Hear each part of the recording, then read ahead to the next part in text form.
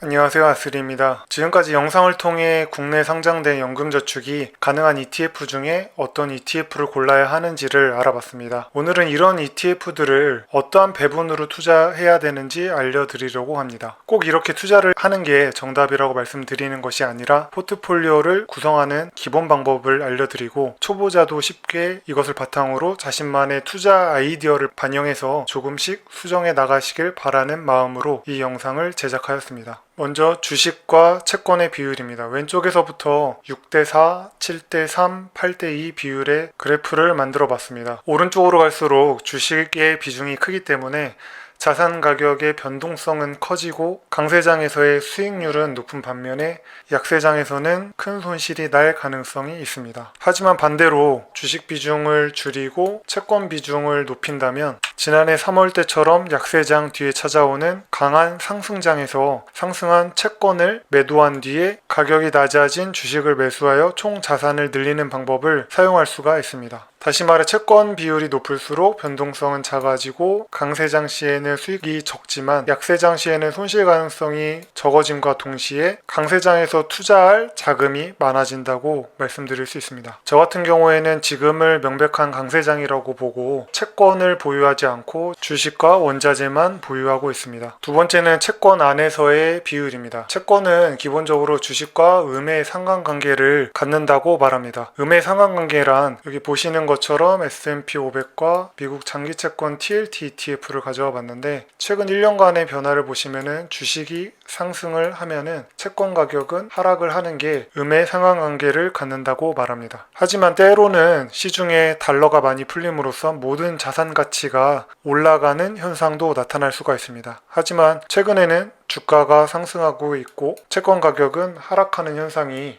두드러지게 나타나고 있습니다. 연금저축에서 투자할 만한 채권 ETF는 코덱스 미국채 울트라 30년 선물 환해지 그리고 타이거 미국채 10년 선물 두 가지가 있습니다. 두 가지 ETF 모두 다른 상황에서 강점을 가지게 되는데요. 코덱스 미국채 울트라 30년 선물 같은 경우에는 장기 채권인 만큼 변동성이 크고 미국 경제 위기 시에 큰 수익을 낼 수가 있습니다. 반면에 타이거 미국채 10년 선물 같은 경우에는 장기채에 비해서 변동성이 작은 대신에 환 노출 상품이므로 한국 경제만의 단독 위기 시에 환차익을 얻을 수가 있습니다. 채권을 보통 안전자산이라고 많이 말씀들을 하시는데 단기 채권의 경우에는 변동성이 작기 때문에 안전자산이라고도 볼 수 있겠지만 30년 가치 장기 채권인 경우에는 주식에 비할 바는 아니지만 그래도 변동성이 꽤 큰 편이거든요. TLT ETF 같은 경우에도 고점 대비 지금 현재 15% 정도 하락한 모습을 보여주고 있고 3월에 위기 시에도 최저점 대비 약 20% 이상의 변동성을 보여줬었습니다. 저 같은 경우는 미국 장기 채권의 2 그리고 중기 채권의 1 정도를 배분을 해서 낮은 환율에서 매수하여 환차익을 얻고 그리고 주식 가격이 대폭 하락하고 채권 가격이 상승하는 상황에서 리밸런싱을 통해서 주식을 매수하는 방법을 사용하기 위해 장기 채권에 좀 더 많은 비중을 투자를 하고 있습니다. 세 번째는 주식 안에서 선진국과 신흥국의 비중입니다. 신흥국에 투자할 만한 ETF에는 중국, 인도, 베트남 세 가지가 있고 선진국에는 미국, 유럽, 일본이 있습니다. 가장 많이 추천하는 비율은 7대3 또는 8대2 비율인데요. 신흥국에 더 많이 투자를 할수록 기본적으로 변동성이 큽니다. 기존에는 신흥국 투자가 하이 리스크, 하이 리턴이고 선진국 투자가 로우 리스크, 로우 리턴이라고 많이 말을 했는데 요즘 미국 시장을 보면은 그것도 아닌 것 같습니다. 하지만 명심하셔야 될 것이 어디가 수익률이 좋을지는 그 누구도 예상을 할 수가 없기 때문에 적절한 국가 분산이 반드시 필요합니다. 저는 신흥국 3개국은 비슷한 비중으로 투자를 하고 있고 선진국 같은 경우에는 미국을 가장 높은 비중으로 가져가고 있습니다. 그럼 지금까지 주식과 채권의 비중에 대해서 알아봤고 다음은 원자재 비중을 넣어 보겠습니다. 저는 원자재 비중을 올웨더 포트폴리오와 같은 7.5%로 반영을 했습니다. 금 투자 같은 경우에는 연금저축에서 ETF로 하셔도 되지만 KRX로 투자를 하시는 게 더 좋기 때문에 이 포트폴리오에서는 금 투자는 제외하도록 하겠습니다. 그럼 주식과 채권, 원자재가 포함된 포트폴리오를 만들어 봤는데요. 주식의 경우에는 경기 상승 시기에 상승을 하고 채권은 경기 둔화 시기에 상승을 합니다. 그리고 원자재는 물가 상승 시기에 상승을 하는데 저는 지금을 경기 상승과 물가 상승이 동시에 이루어지는 시기로 보았습니다. 앞으로 경기가 코로나 위기에 대비해서 기업의 실적이 계속 좋아질 것이 기대가 되고 그리고 풀린 유동성으로 인해서 물가 상승이 계속 이루어지기 때문에 그래서 주식과 원자재에 주로 투자를 하고 있습니다.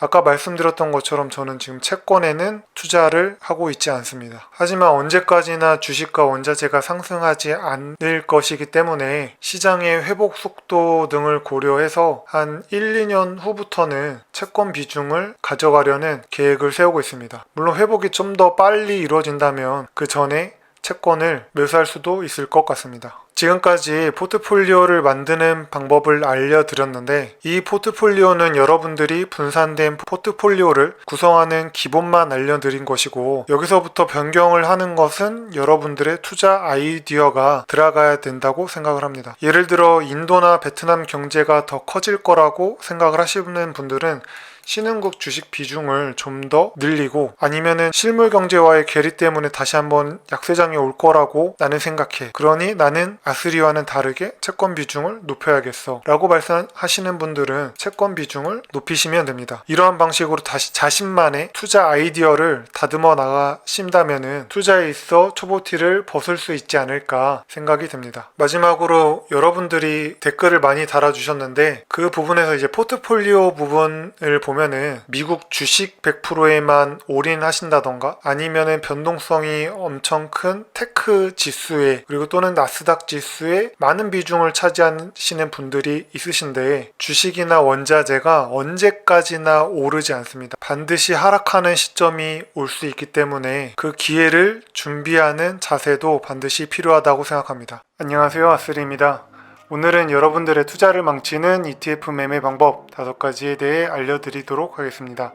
생각보다 국내 ETF의 수익률이 나오지 않는다는 말씀을 많은 분들이 하시는데요. 지금부터 알려드릴 5가지만 명심하셔도 ETF 투자에서 쓸데없이 버려지는 돈은 없어질 것이라고 확신합니다. 첫 번째는 한국 ETF는 싸고 해외 ETF는 비싸다는 생각입니다. 보시는 표는 S&P 500 지수를 따라가는 국내 상장사 ETF 5종을 가져와 봤는데요.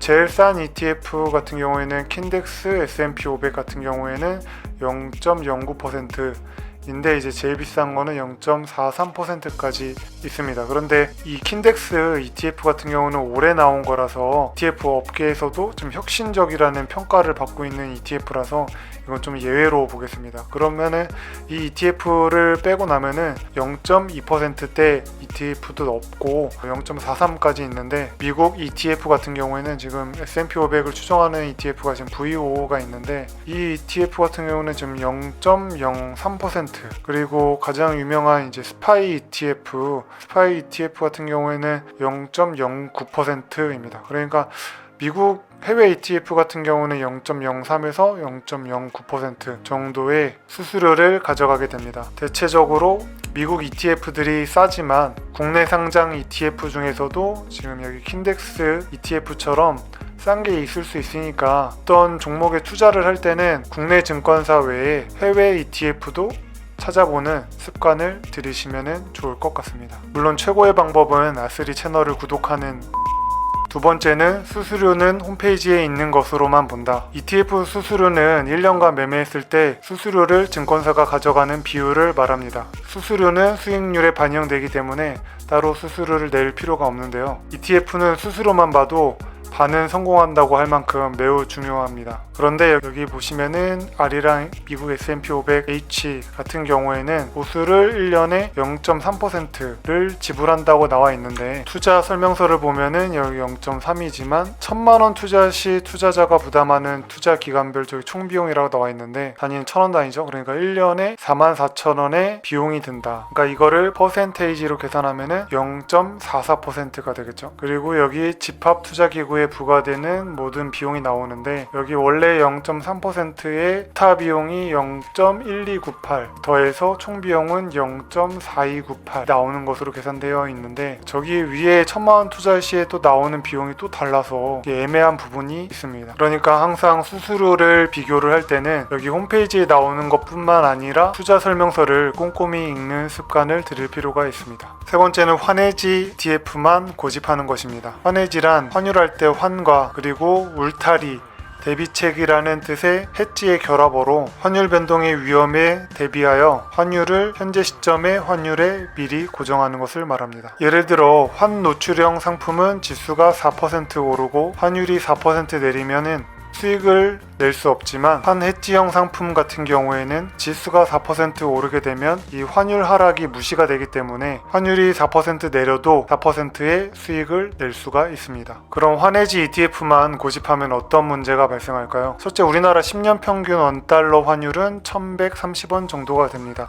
여기 내려간 부분이 2018년대인데 2018년대처럼 원달러 환율이 여기 1100원 이하로 떨어졌거든요. 이렇게 된 경우에는 환율이 앞으로 오를 가능성이 많기 때문에 환 노출형 상품에 투자하셨으면 지수의 상승 외에 추가적인 환 차익을 누리실 수 있는데 이러한 환 해지형 상품만 고집하시게 되면 이러한 기회를 잃어버리게 됩니다. 1070원에서 1200원 사이의 환율의 변동이면 약 12% 정도의 환 차익을 누리실 수 있었습니다. 지금 보시는 투자 설명서는 타이거 ETF의 투자 설명서인데 여기 S&P 500 환해지 되는 상품 부분을 보면은 여기 환율 변동 위험이라는 게 있는데 여기 아래 부분에 보시면은 환해지 비용 및 투자 신탁 수익률에 미치는 효과. 환해지를 위해 이제 거래를 하는 경우에 거래 수수료 등 비용이 발생하며 이는 투자 신탁 수익률에 부정적인 영향을 미치는 요소로 작용합니다. 그러니까 환해지가 된다고 해도 여기 써 있는 것처럼 90% 이상을 환해지 효과를 한다고 하는데 완벽하게 환해지도 불가능하고 추가적인 거래 수수료 등 비용이 발생할 수 있다는 말입니다. 그런데 이 수수료가 정확하게 얼마인지 우리는 알 수가 없기 때문에 꼭 환해지 상품을 고집하실 이유는 없다고 생각합니다. 네 번째는 합성 ETF 수수료를 신경 쓰지 않는다. 합성 ETF란 국내 증권사가 펀드를 직접 운영하는 데 수익을 남기기 어려워서 해외 증권사에 일정 수수료를 지불하고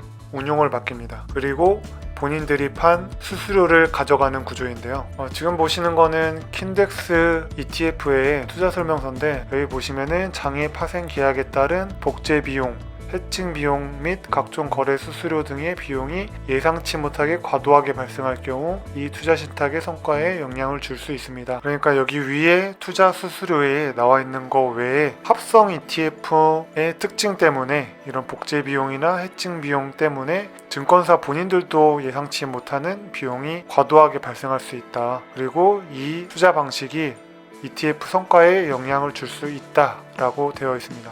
그렇기 때문에 합성 ETF는 다른 걸로 이제 대체가 불가능한 경우를 제외하고는 어쩔 수 없는 경우에만 선택하는 게 투자 수익률을 높이는데 아주 중요하겠습니다. 다섯 번째로 괴리율의 개념을 알지 못한다. 지수의 순 자산 가치, 그러니까 S&P 500 지수가 3000이라고 가정했을 때 우리가 사게 되는 킨덱스 미국 S&P 500을 만원이라고 가정을 합니다. 그런데 ETF 매매는 실시간으로 사고 팔다 보니 실제 시장 가격이 3,000임에도 불구하고 ETF가 만원 이상이 되거나 또 만원 이하가 되는 일이 발생하게 됩니다. S&P 500 지수와 이 ETF 사이가 이제 같지 않게 되는 이 현상을 우리는 괴리율이라고 말합니다. 괴리율은 두 가지만 알면 됩니다. 여기 제가 ETF 두 가지를 가져와 봤는데 코덱스 이제 중국에 투자하는 ETF 같은 경우는 괴리율이 플러스 2.66% 돼 있죠. 이거는 여기 NAV라고 되어 있는 게 순자산 가치인데 원래는 12,376원이 원래 이 ETF의 가격인데 그런데 현재 가격은 12,705원이니까 0.66% 비싸다. 그리고 반대로 지금 코덱스 미국 S&P 500 선물 같은 경우에는 S&P 500 선물 지수가 현재 16,350인데 ETF 가격은 16,340원으로 저평가되어 있다. 마이너스 0.06% 저평가되어 있다. 간단하게 얘기해서 플러스로 되어 있는 거는 비싸게 사는 것이다. 마이너스로 되는 거는 내가 싸게 사는 것이다. 그럼 정리해 보겠습니다. 첫 번째, 한국 ETF가 싸다는 생각을 버려라. 해외 ETF와 비교하는 습관을 들이셔야 합니다. 수수료는 홈페이지에 있는 것 외에 투자 설명서를 꼼꼼히 읽어본다. 그리고 세 번째는 환해지 ETF만 고집하지 않고 환 노출형도 적절하게 사용할 줄 알아야 한다. 네 번째는 합성 ETF는 웬만하면 피해라. 그리고 다섯 번째는 꼭 괴리율을 확인하자. 안녕하세요, 아스리입니다. 오늘은 짐 크레이머의 영리한 투자에 나오는 연금저축 ETF를 효과적으로 운용하는 방법에 대해 소개해 드리려고 합니다. 짐 크레이머는 골드만삭스에서 헤지펀드를 운영했고 CNBC에서 짐 크레이머와 함께하는 매드머니를 진행했습니다. 그의 연평균 수익률은 24%에 달할 정도로 훌륭한 투자자입니다. 미국 CNBC를 볼 때 대머리 아저씨가 누군지 궁금했었는데 이 사람이 짐 크레이머였더라고요. 그러면 본론으로 들어가 보겠습니다. 여러분들은 그림처럼 보통 연금저축을 투자를 하실 때 400만원을 이제 12등분을 해가지고 이제 34만원씩 이렇게 넣고 계실 텐데 그런데 짐 크레이머의 방식은 월에 이제 30만원씩만 넣고 그러니까 총액이 360만원이 되겠죠. 그리고 여유 자금을 만들어 두는 방법입니다. 이제 여기서부터가 이제 중요합니다. 주식 시장은 주기적으로 10%에서 30%가량 하락장이 오게 되는데요. 벌써 올해만도 이제 3월에 30% 하락 그리고 두 번의 10% 하락장이 찾아왔습니다. 내년에도 코로나의 회복과 그리고 미중 무역 분쟁으로 인해서 주기적인 주식시장의 하락이 예상이 듭니다. 그런데 그때마다 주식시장이 하락했다고 내 연금을 걱정하기보다는 이제 하락장을 이용해서 어떻게 하면 수익률을 더 극대화시킬 수 있는지에 대해서 이야기해 드리려고 합니다. 올해 3월처럼 주식시장 붕괴가 왔다고 가정을 해보겠습니다. 그런데 이 주식시장의 붕괴라는 게 하루 만에 오는 게 아니라 고점인 2월 19일부터 저점인 3월 23일 최저점까지 거의 한 달의 시간 동안 이제 하락을 하게 됐는데요. 그러면 우리는 이러한 유형의 하락장이 온다면은 어떻게 투자를 해야 될까? 먼저 짐 크레이머는 10% 하락이 오게 되면은 다음 달 연금 매수분까지 그러니까 3월과 4월의 연금 자금 60만 원을 추가로 매수를 하는 겁니다. 그리고 15%가 하락을 하게 되면은 다음 분기까지 그러니까 여기 3, 4, 5월과 다음 분기 세 달인 6, 7, 8월까지 총 180만 원의 자금을 매수를 하는 방법입니다. 마지막으로 코로나처럼 20% 이상 이제 하락을 하게 되면은 400만 원에서 이제 남은 금액을 모두 다 매수를 하는 방법입니다. 그리고 우리가 여유자금으로 40만 원을 남겨놨었죠. 이런 20% 이상 하락은 자주 오는 게 아니기 때문에 여기에 여유자금까지 모두 다 넣는 방법을 활용해야 합니다. 굉장히 간단한 방법인데요. 그런데 이런 일을 하기 위해서는 이제 계속 주식시장의 흐름을 놓치지 않아야 합니다. 그렇다고 이제 매일 주식 차트를 보고 계시라는 말이 아니라 우리가 매일 보는 뉴스에는 이제 한 5% 이상만 폭락해도 기사가 쏟아지기 때문에 우리가 조금만 관심을 가지면은 이러한 기회를 포착할 수 있다고 생각합니다.